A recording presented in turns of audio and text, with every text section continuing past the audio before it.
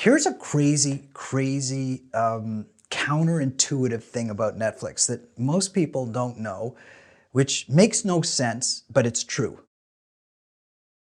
What's the likelihood of someone who just has an idea, so no screenplay, no trailer, no artwork, no attachments, getting a pitch inside Netflix? -1 to 0. Unless they have an agent who really likes them a lot and wants to get them in there. First of all, Netflix doesn't take unsolicited pitches. None of the streamers take none of the studios or the streaming companies take unsolicited pitches, meaning you can't phone them up.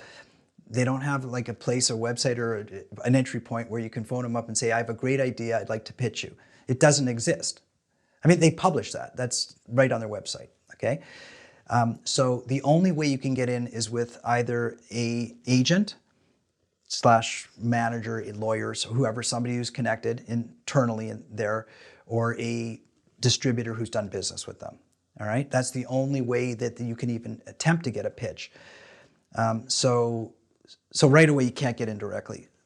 So maybe you can get in that way, but highly unlikely also because you haven't done anything before. I mean, they have a lineup, I mean, let's talk Netflix. Netflix has a lineup at their store so long. They have every single major filmmaker in the world who has done anything wants to do it for Netflix, right? Because, I mean, they got a gigantic audience, right? So think of all the people ahead of you in line and what their credentials are relative to what your credentials are. So I would say if you want to attempt it, then you try to get in line for an agent who you're not going to get the time of day from either. So then keep working at your craft. Sounds like don't just expect to jump the line. Here's the way to, yeah, you're not going to jump the line. There's no way, and I can't even think of getting lucky to jump the line. The only way that you can sort of get ahead a little bit is make something that is notable, that gets you, that their usher says, hey, who did that? And takes you closer to the, to use a metaphor type of thing. Right. And that would be, here's a crazy counterintuitive thing about Netflix that most people don't know, which makes no sense, but it's true. And it's not just Netflix, by the way. It's pretty well all the streaming companies, okay? It's pretty well all the big releasing companies.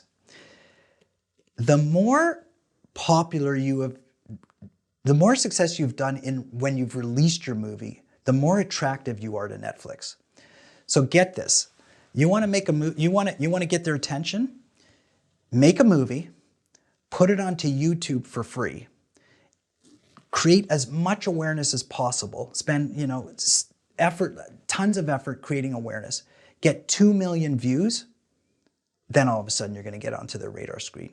And everybody says, well, wait a second, I just gave my movie away to 2 million people. Like, why would anybody want it now after that? And they would say, because they have 160 million people and 2 million is the test market for them. And they just need to see that, hey, 2 million people like your movie. Then all of a sudden, now they're going to be interested. That's the best way to get their attention. Now, how do you get that? I mean, you go viral, you have a great movie, you create awareness. That's what this is all about. But that's how you get the attention of a major streamer. Now, it's as counterintuitive as that sounds, it's not really when you think about the theatrical business, right? The movies that Netflix wants the most and all the major streaming companies are the big movies. And, pre-COVID, the big movies opened theatrically to, $500 million worth of business. Like, 500,000 or 50 million people seeing these, I don't know, whatever the numbers are. I didn't do the math properly, but 25 million people have already seen the movie.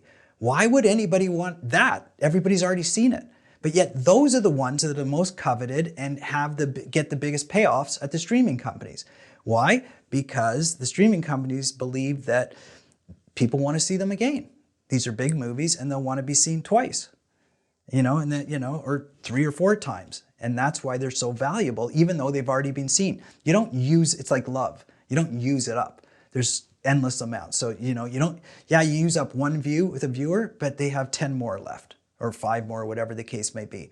So that's why I'm saying if you can release a movie, an independent movie, and get tons and tons of awareness, then you'll get on the radar screen a lot better. You'll get to the front of the line a lot quicker. And people will say, okay, I like this. What else you got? So on one hand, plan for success, submit to some of these higher tier festivals. Don't just assume, don't rest on that you'll get in. But at the same time, don't sabotage yourself where you think that you just have this amazing idea and somehow you can get into Netflix to pitch it with no other vetting, with no other prior project. I don't believe in miracles, but if you believe in miracles, like that would be in the miracle category. Like I have a great idea, I've never done anything before, and I think that I'm going to get in the door in Netflix and they're going to fall in love with it. So to me, that's a miracle. That's like so far beyond reality. Maybe it's happened, I doubt it. Maybe it could happen once and maybe the myths and legends will be created around it, but I put that in the category of a miracle. How about we move the needle a little bit of miracles and talk about a finished screenplay, first finished screenplay. Am I getting into Netflix? You're still in the category of miracles. You're just maybe a little further down on the. Okay. Yeah, no. If you're not a proven writer, first of all, they're not reading it. Second, they're not accepting it. They're not reading it unless it goes in through a literary agent who they do business with, which you can potentially do that. But how do you get that literary agent? You got to get them. So that's almost as hard as getting into Netflix itself. So you're still, it's tough. And I know it's not. Like this is one of those things where, you say speak the truth and the truth kind of hurts a little bit. Yeah, it's a reality. So you've got this screenplay, you put your heart and soul into it. It's probably really good and you can't get anybody to read it. So that's why sometimes you go down both paths. You spend a lot of time getting an agent or trying to get an agent who hopefully can get in the door and pitch it to somebody. But you don't put all your eggs in that basket. At the same time, you start to think about, okay, how do I do this myself? And maybe one happens before the other, or you never know. And we go back to the Einstein quote. Yeah.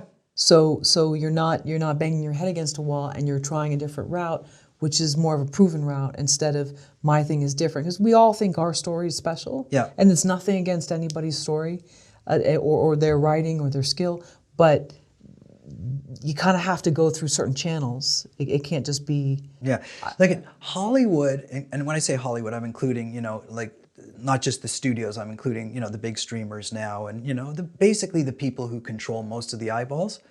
They've done a really good job of locking out all the indies.